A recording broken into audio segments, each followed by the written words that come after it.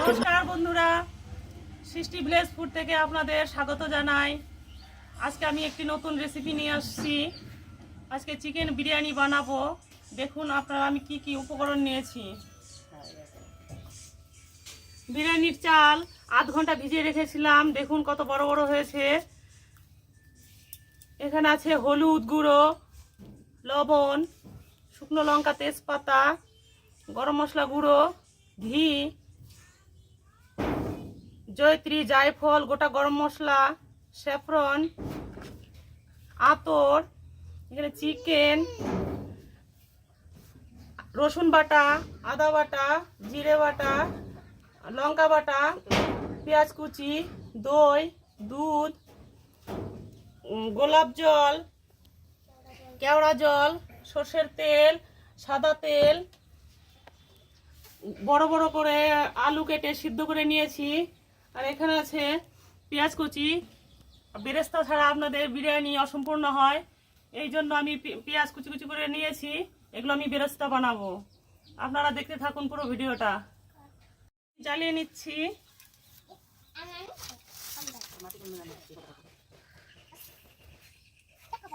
আমি বিরিয়ানি ভাত রান্না করার জন্য দিয়ে দিচ্ছি জলে তেজপাতা, গোটা গরম মশলা, সাজিরা। জলটা ফুটে উঠবে, তারপর আমি চালগুলো দিয়ে দেবো।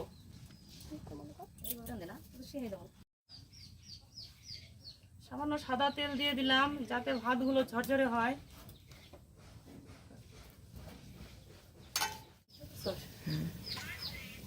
জলটা ফুটে গেছে, এখন বিরিয়ানির চালগুলো আমি দিয়ে দিচ্ছি।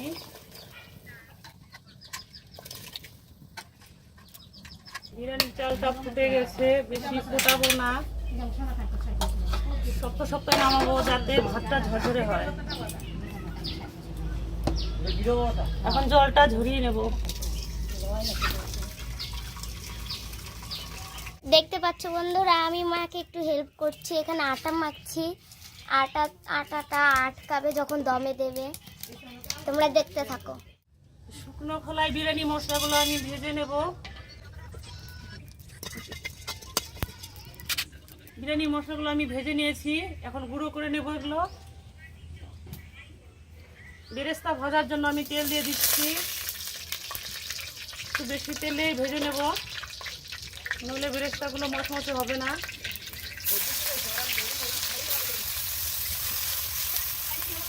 বেরেস্তা ভাজা হয়ে গেছে, এখন নামিয়ে নিচ্ছি।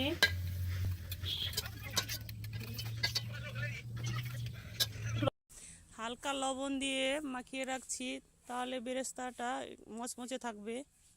একই তেলে আমি আলুগুলো ভেজে নেব।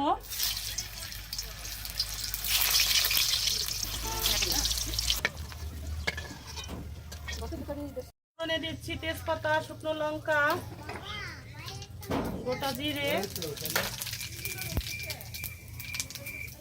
পেঁয়াজ কুচি,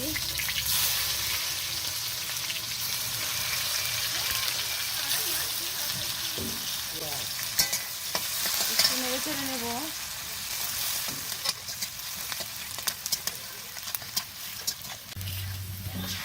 লঙ্কা বাটা, জিরে বাটা, আদা রসুন বাটা একটু মিশিয়ে নেব। আর দিয়ে দিচ্ছি টক দই।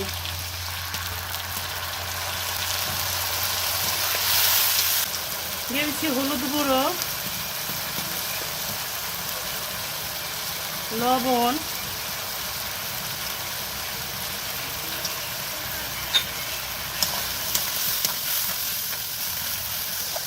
মশলাটা একটু জল দিয়ে ধুয়ে দিয়ে দিচ্ছি। দিয়ে দেবো চিকেন।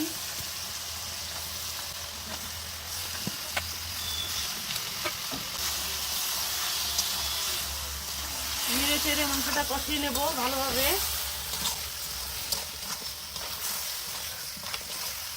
দেখুন মাংসগুলো কষানো হয়ে গেছে, শুধু তেল ছেড়ে দিয়েছে। এখন এখন আমি সামান্য জল দিয়ে দেবো। আলুগুলো দিয়ে দিচ্ছি। বেশি জল দেইনি, যেহেতু বিরিয়ানির মাংস, এখন সামান্য জল দিয়েছি। এখন আমি বিরিয়ানি মশলা দিয়ে নামিয়ে নেব। তার মধ্যে ঘি মাখিয়ে দিচ্ছি যাতে ভাতটা না লেগে যায়। আমি এখন লেয়ার দেব বিরিয়ানির ভাত দিয়ে।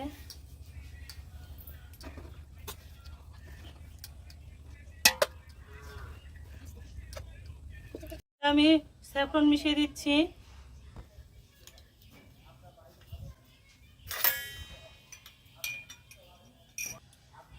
কয়েক ফোঁটা আতরও দিয়ে দিচ্ছি দুধের মধ্যে। বিরিয়ানির ভাতটা আমার লেয়ার দেওয়া হয়ে গেল, তার উপরে দিয়ে দিচ্ছি বেরেস্তা, দুধের মধ্যে মেশানো স্যাফরন আর কয়েক ফোঁটা আতর ছড়িয়ে দিচ্ছি। দিয়ে দিচ্ছি কেওড়া জল, দিচ্ছি গোলাপ জল,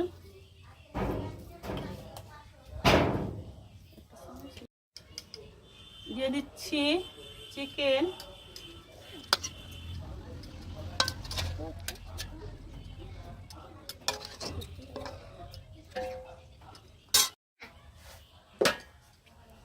আবার ভাতের লেয়ার দিয়ে দিচ্ছি।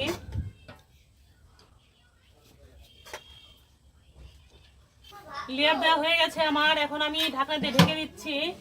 আর আগে থেকে আমার আটা মাখানো ছিল, এই আটা দিয়ে আমি পুরোটা আটকে দেব যাতে ভেতরের ফ্লেভারটা না বেরিয়ে আসে। আটা দিয়ে আটকানো হয়ে গেছে, এখন আমি দমে বসিয়ে দেব। আজে হালকা আজে 15 থেকে 20 মিনিট আমি এই দমে বসিয়ে রাখবো, তারপর আমি নামিয়ে নেব। বিরিয়ানিটা আমার দম দেওয়া হয়ে গেছে 20 মিনিট, এখন আমি নামিয়ে নিচ্ছি।